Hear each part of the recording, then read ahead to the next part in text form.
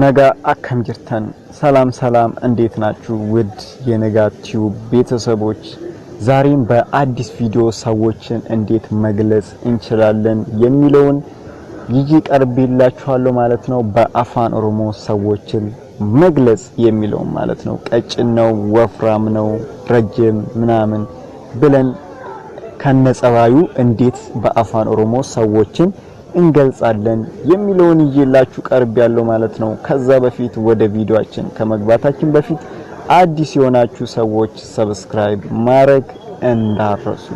ሰብስክራይብ አድርጉ፣ የደውል ምልክቱን ተጫኑ፣ ኦል የሚለው ላይ አድርጉ ማለት ነው።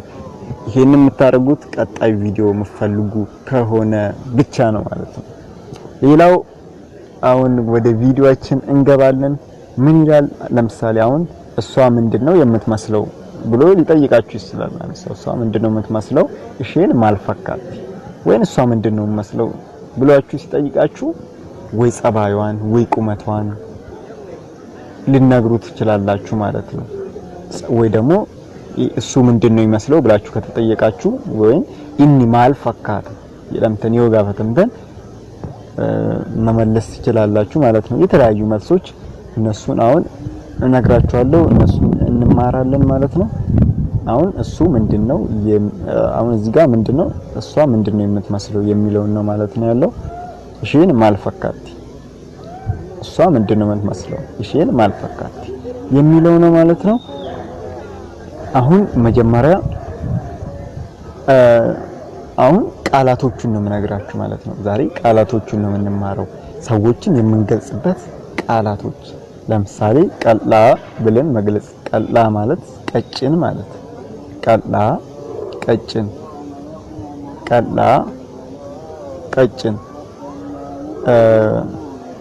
ከዛ በፊት ግን የጸባዩን ብንማር አሪፍ ነበር። ኢንዌሽ ከዚሁን ጀምር። ቀላ ቀጭን፣ ፉርዳ ካልን ደግሞ ወፍራም፣ ፉርዳ ወፍራም። ወፍራም ሰው ምን እንላለን? ፉርዳ እንላለን። ግዱ ገሌስ አሁን የሰውን ሰውነት በምን መግለጽ እንችላለን? መካከለኛ ሰውነት ያለው ሰው እንላለን በአማርኛም።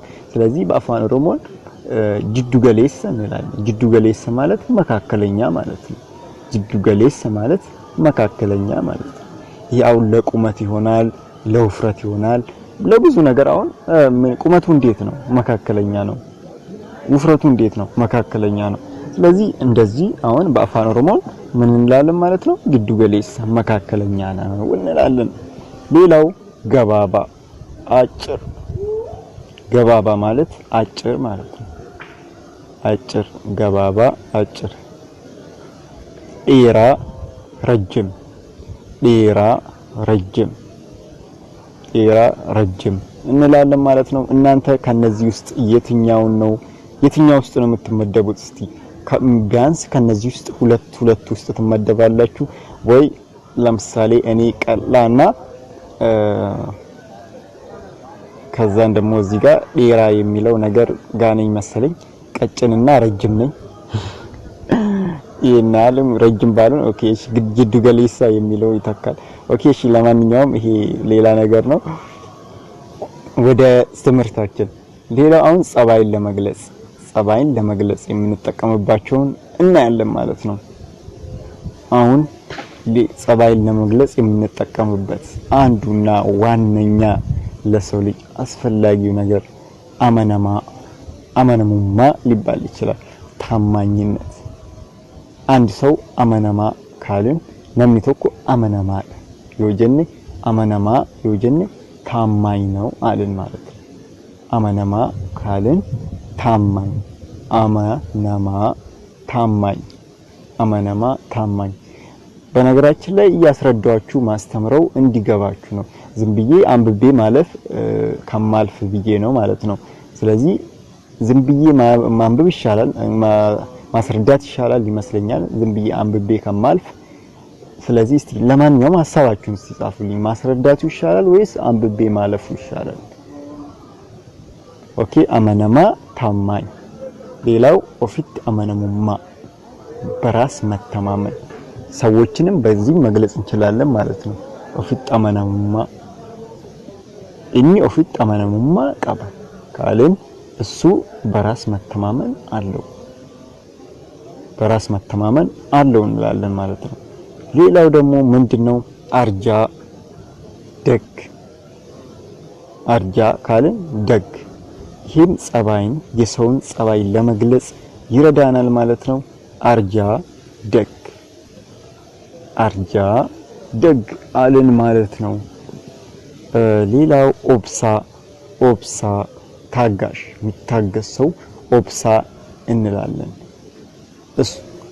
ኦብሳ ትግስትም ሊሆን ይችላል። እዚህ ጋር ኢኒ ኦብሳ ቀባ ብንል አሁን እሱ ትግስት አለው።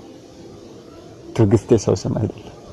እዚህ ጋር ኦብሳ ቀባ ትግስት አለው፣ እሱ ትግስት አለው። ኢኒ ኦብሳ ቀባ የሚለውን ይተካልናል ማለት ነው። ሌላው ቃናአ ነው።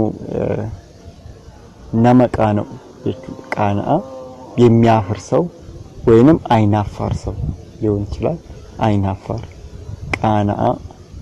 ቃናአ እንላለን ማለት ነው። እዚህ ጋር የተማርነው አሁን አመነማ ምንድነው? ታማኝ፣ ኦፊት አመነሙማ በራስ መተማመን፣ አርጃ ደግ፣ ኦብሳ ታጋሽ፣ ቃናአ አይናፋር ሊሆን ይችላል። ይሄ ሆኖ ማለት ነው ቪዲዮአችን የዛሬው።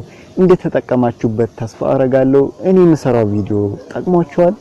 እስቲ ከጠቀማችሁ በላይክ እና በኮሜንት አሳውቁኝ ማለት ነው።